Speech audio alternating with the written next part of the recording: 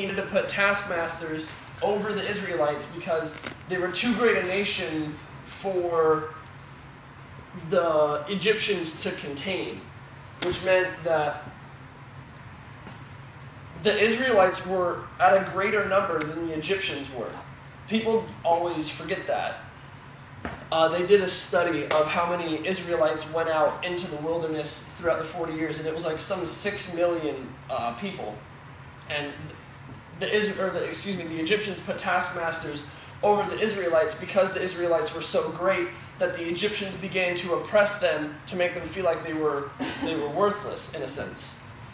And we're going to get started in Exodus 1 through 14.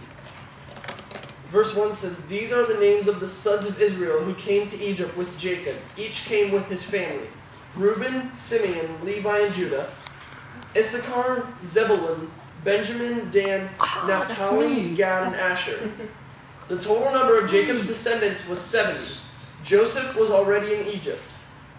Then Joseph and all his brothers and all that generation died.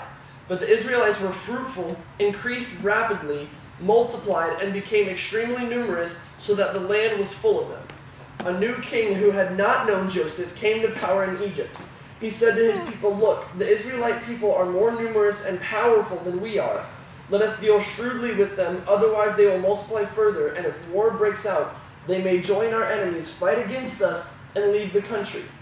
So the Egyptians assigned taskmasters over the Israelites to oppress them with forced labor. They built Pithom and Ramses as supply cities for Pharaoh. But the more they oppressed them, the more they multiplied and spread to that the Egyptians came to dread the Israelites. They worked the Israelites ruthlessly and made their lives bitter with difficult labor in brick and mortar and in all kinds of field work. They ruthlessly imposed all this work on them. The Israelites built 2 extra cities for Pharaoh.